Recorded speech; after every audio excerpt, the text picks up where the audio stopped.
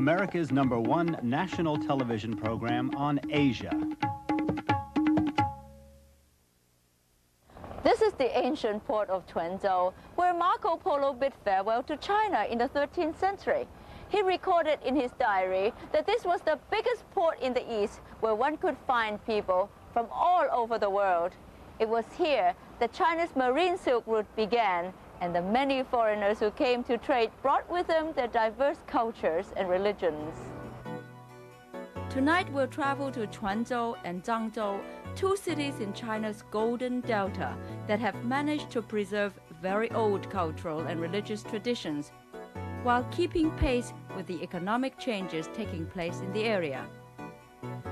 We'll also see firsthand one of the living reminders of Quanzhou's ancient trading heritage, a surviving Muslim community. It is a fascinating look at how the very old can coexist with the very new.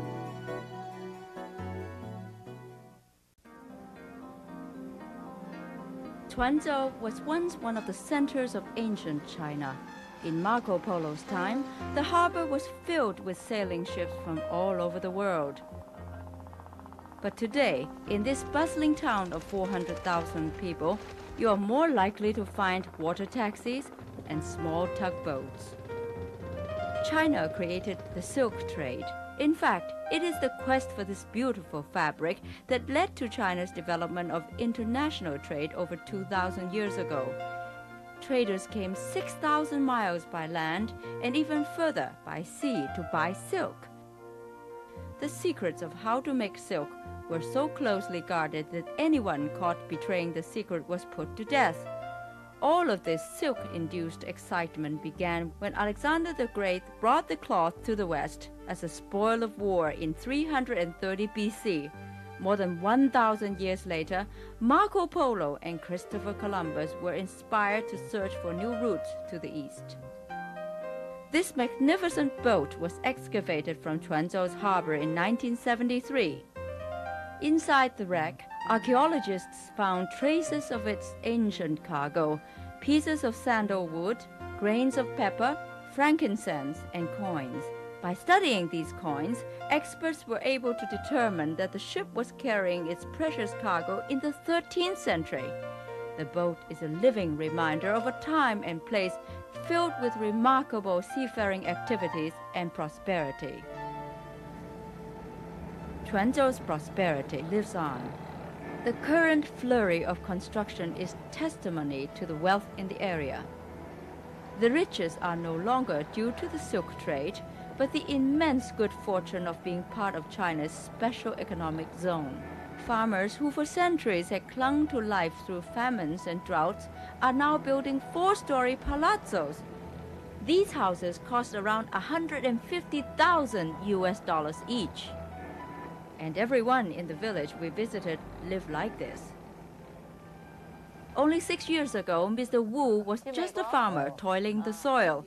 But encouraged by the government to be a self-employed entrepreneur, today he owns a factory that manufactures building material like tiles. An invitation to his home allows us to see firsthand the kind of new wealth being created. Mr. Wu told us that his company grossed over $300,000 in 1988, which helps to explain the ornate and luxurious home he shares with his family. After giving the government about 10% tax and dividing the balance among his 4 partners, Mr. Wu's family of 5 earns about $20,000 US, a fabulous amount of money in a country where the average per capita income is only about $500 US.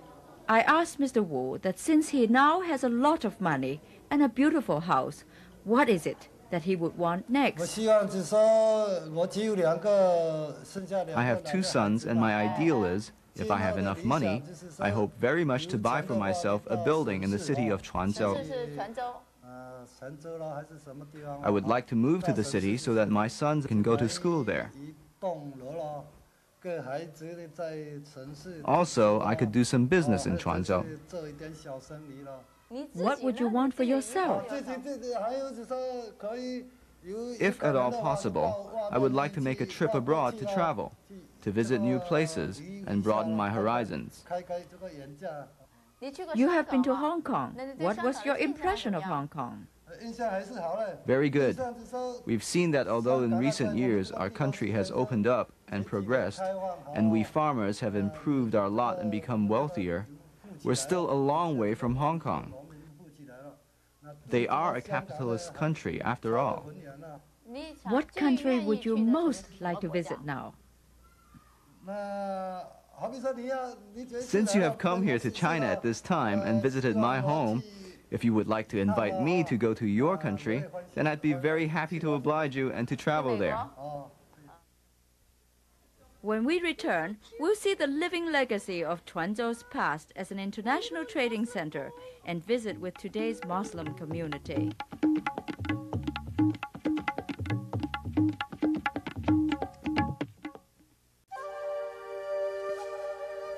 Islam was first introduced to China in 651 AD.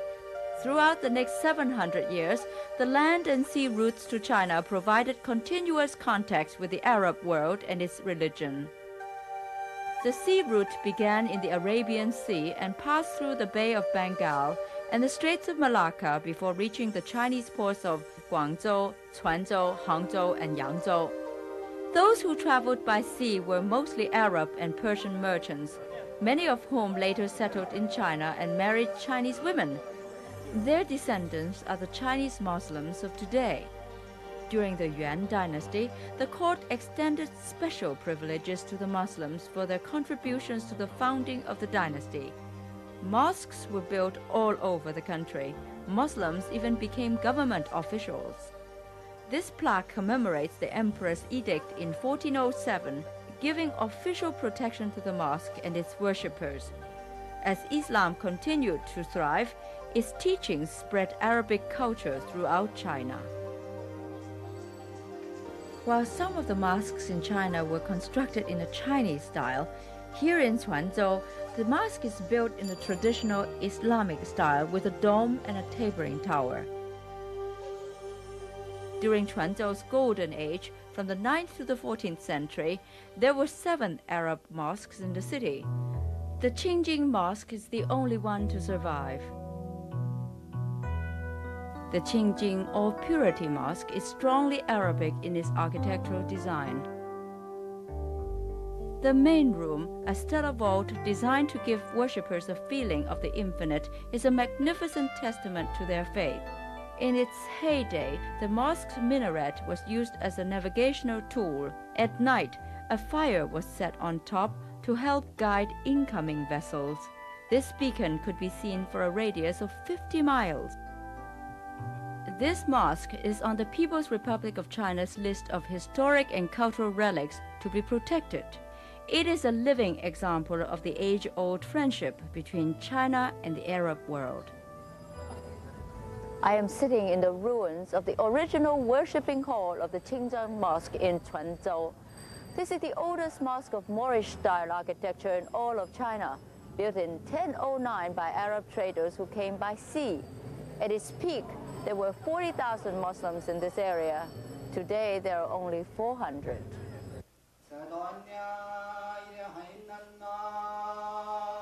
Although there are only 400 of them, the Muslims of Quanzhou worship the same way as Muslims in other parts of the world do. They read the Quran in Arabic and go to the mosque on Fridays. Since mosques are for men only, the women do what they have done for the last 2,000 years. They prepare food. These aren't Chinese dumplings, but sweet dough filled with a mixture of sugar, ground peanuts, and Middle Eastern spices. They are fried in a large wok, Chinese style, using vegetable oil. Lard is never used in Arabic cooking because pork is a forbidden food.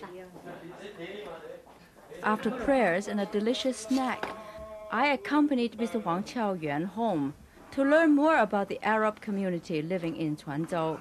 Mr. Huang is the chairman of the Islamic Society, and he told me that his ancestors were Arabs, and his family has been in Quanzhou for more than 20 generations. do the Han people treat Muslim minorities? 现在我们是互相尊重，啊。 The Han people and the Muslim people in this area respect each other. We Muslims respect their beliefs and living customs, and the Han people respect ours. How does the Chinese government treat Muslims? The Muslims in Quanzhou get special treatment from the government. For instance, most of the Chinese people are cremated after they die. But cremation is not allowed in the Muslim religion. So, we are permitted to be buried in the ground. Also, we can have more than one child per family. As for festivals and holidays, there are 3 special days on the Islamic calendar, and the government provides us special treatment and lets the Muslim people celebrate our religious and cultural holidays. Also, the government provides for our special needs in terms of food, since our religion forbids us from eating the flesh of certain animals. I saw these 2 couplets at the front door, just like the Han people do in this part of China. What does that mean? It is in Arabic.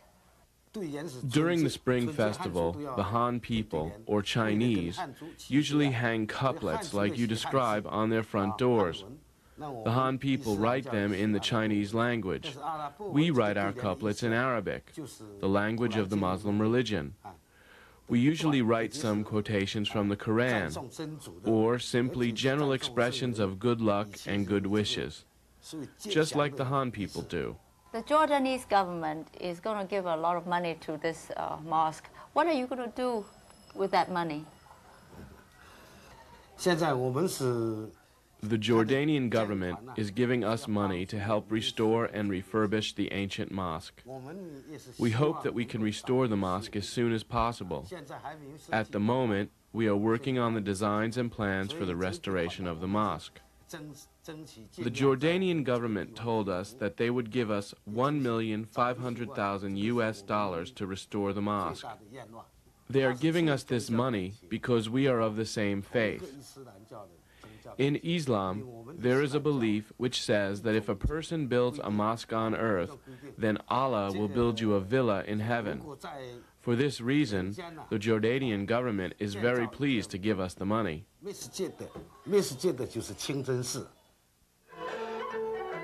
When we come back, we'll take a look at the remarkable cultural heritage of the Golden Delta and visit with the greatest master of puppet carving in all of China.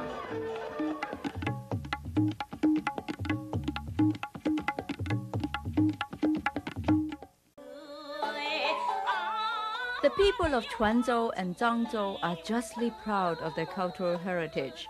The arts and traditions of the Golden Delta region have remained basically unchanged since ancient times.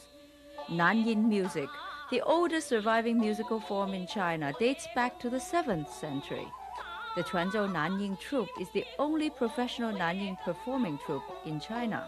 Its musicians wear costumes similar to those worn in the ancient imperial court and play instruments which are among the oldest in the world. Based on traditional folk melodies, Nanyin usually speaks of sad things, lost loves, departed friends, historical tragedies. Although the archaic words being sung are no longer in common usage, this doesn't seem to stop anyone from enjoying the timeless melodies.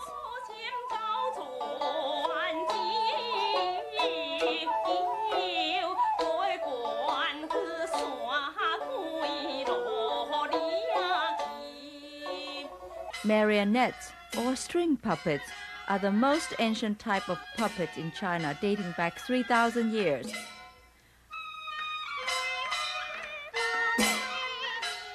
Puppeteers manipulate the characters by moving as many as 150 strings.